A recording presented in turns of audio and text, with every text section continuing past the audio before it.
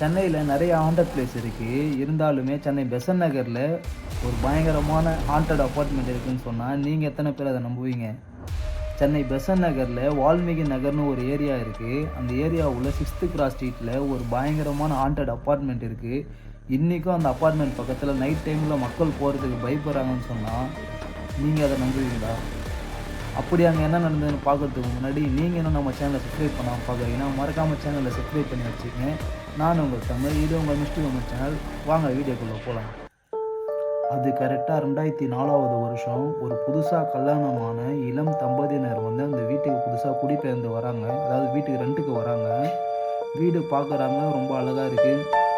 அது haunted house தான், night டைமில் தான் இந்த மாதிரி இருக்கும். பட் ஆனால் பகலில் பார்க்கறதுக்கு நார்மலான வீடு மாதிரி தான் இருக்கும். வீடு பார்க்க ரொம்ப அழகாக இருக்கும், ரொம்ப அழகாக இருக்குது வீடு. அவங்க அந்த அட்மாஸ்பியர்லாம் சூப்பராக இருக்குது, நல்லா காற்று வருது, ஃப்ரீயாக சூப்பராக டிசைனிங்லாம் சூப்பராக பண்ணியிருக்காங்க. வீடு பார்க்க ரொம்ப பிடிச்சிருக்காங்க ரெண்டு பேருமே. அந்த கப்பல்ஸ் ரெண்டு பேருமே ரொம்ப பிடிச்சிருக்கு வீடு. சரி, ஓகே, வீடு நல்லா இருக்குது பார்க்கலாம்னு சொல்லிட்டு அவங்க வீட்டில் தங்குறாங்க. வீடு தங்குறாங்க. ஒரு நாள் தங்குறாங்க, 2 நாள் தங்குறாங்க, 3 நாள் தங்குறாங்க. 3 நாள் வரைக்கும் எந்த ப்ராப்ளமும் இல்லை, நல்லா ஜாலியாக போகுது. அவங்க வீடு ரொம்ப பிடிச்சிருக்கு. அவங்க அமைதியாக அவங்க வாழ்க்கையை ஆரம்பிக்கிறாங்க. ஒரு 3வது நாள் நைட்டு என்ன ஆகுதுன்னா, 3வது நைட்டு திடீர்னு கிச்சன்லேருந்து சாமான்லாம் கீழே விழுற மாதிரியான ஒரு பயங்கரமான சத்தம் அவங்களுக்கு கேட்குது. கேட்டதுமே அவங்க ஒய்ஃப் எழுந்து போய் பார்க்குறாங்க. பார்த்தா ஜன்னல் ஓப்பனில் இருக்குது. சரி, ஜன்னல் ஓப்பனில் இருக்குது, சரி காற்றுல தான் கீழே விழுந்துருக்கு போல நினச்சி அவங்க சரி காற்றுல தான் விழுந்துருக்குன்ட்டு ஃப்ரீயாக விட்டுறாங்க. அந்த விஷயத்த ஃப்ரீயாக விட்டு சரி போய் படுத்து தூங்கலாம்னு சொல்லிட்டு படுத்துட்டு தூங்குறாங்க. சரி, 3வது நாள் போகுது. 3வது நாள் தூங்கி எழுந்துக்கிறாங்க. மறுநாள் காலையில் அவங்க ஒர்க்கெல்லாம் பாருங்கள், நார்மலாக போகுது, நார்மல் டே மாதிரி தான் போகுது.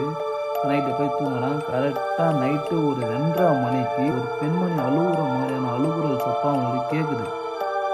அவங்க ஒய்ஃப் திடீர்னு எழுந்து பார்க்குறாங்க, ஒரு மாதிரியான அழுகுற மாதிரியான சத்தம் கேட்குது. கேட்டதுமே என்ன பண்ண தெரியாமல் ஸ்ட்ரெயிட்டாக பால்கனி சைட்லேருந்து வருது. பால்கனி சைட்லேருந்து வருது. சரி, அவங்க கிட்ட போகலான்னு போயிட்டு கிட்ட போயிட்டு பார்க்கலான்ட்டு போகிறாங்க. போனதுமே கிட்ட போனதுமே பால்கனி டோர் டமால்னு மூடுது. பால்கனி டோர் டமால்னு மூடினதுமே அந்த அழுகுற சத்தம் கம்ப்ளீட்டாக ஸ்டாப் ஆயிடுது. என்னடா இது, அவங்களுக்கு ஒரே படபடப்பாயிடுச்சு.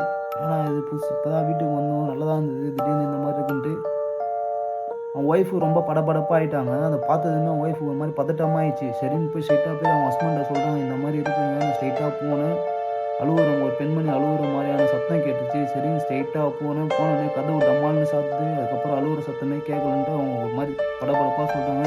சரி, தூங்க பார்த்துக்கலாம், இருந்தால் நாளைக்கு பார்த்துக்கலாம்னு சொல்லிட்டு அவரும் ஃப்ரீயாக விட்டுறாரு. சரின்ட்டு அவங்களும் நைட்டு ஃபுல்லாக சரியாக தூக்கமே இல்லை. அவங்களும் படுத்துட்டு தூங்குறாங்க. தூங்கி எழுந்துக்கிறாங்க. 5வது நாள் விடியுது.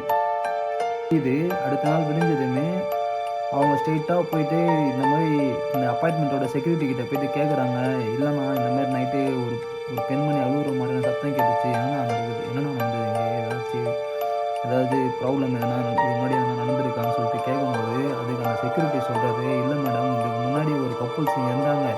அதுக்கு அவங்க கணவர் விட்டு போன அந்த சோகத்தில் அந்த பெண்மணி பால்கனியில் தான் தூக்க மாட்டேன்னு இறந்துட்டாங்க.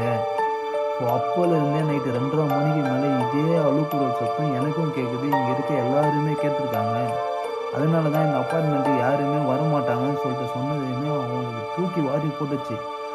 என்ன பண்ணுறது, இது பண்ணது, கை காலே ஓடலை. சரி, அக்கம் பக்கத்தில் கேட்டாலும் அவங்களும் இதே சேம் ஸ்டோரி தான் சொல்கிறாங்க. பக்கம் பக்கத்தில் இதே மாதிரி சொல்கிறாங்க, ஆமாம் இந்த மாதிரி இங்கே நடந்தது, நைட்டு 2:30 மணிக்கு மேலே எப்போவுமே இந்த மாதிரி அழுகுற மாதிரியான சத்தம் கேட்கும் அப்படின்னு சொல்கிறாங்க. சரின்ட்டு இவங்க ஹஸ்பண்டு மனைவி 2 பேரும் என்ன பண்ணுறது, இது பண்ணது தெரியாமல் நைட்டு ஃபுல்லாக யோசிச்சுட்டு மறுநாள் காலையில் ஒரு பிளான் பண்ணுறாங்க. 2 பேரும் சேர்ந்து ஒரு பயங்கரமான ஒரு பிளான் ஒன்று பண்ணுறாங்க. கரெக்டாக பால்கனியில் வந்து ஒரு சிசிடிவி கேமரா செட் பண்ணால் என்ன நடக்குது, உண்மையாக பொய்யான்னு தெரிஞ்சிடும் சொல்லிட்டு இவங்க 2 பேரும் சேர்ந்து ஒரு சிசிடிவி கேமரா செட் பண்ணுறாங்க. செட் பண்ணிவிட்டு இவங்க கேமரா பார்த்துட்டு உட்காந்துட்டு இருக்காங்க. அதேமாரி நைட்டு 2:30 மணி ஆக போகுது.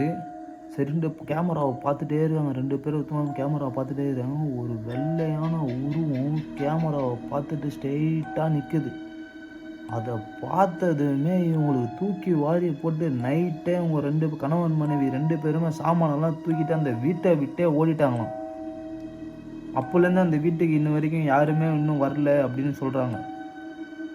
இப்போவும் வால்மீகி நகரில் 6th கிராஸ் ஸ்ட்ரீட்டில் இருக்க அந்த அப்பார்ட்மெண்ட்டு பக்கம் நைட்டு 2:30 மணிக்கு போனால் அந்த பெண்மணி அழுகுற மாதிரியான சத்தம் கேட்குன்னு சொல்கிறாங்க.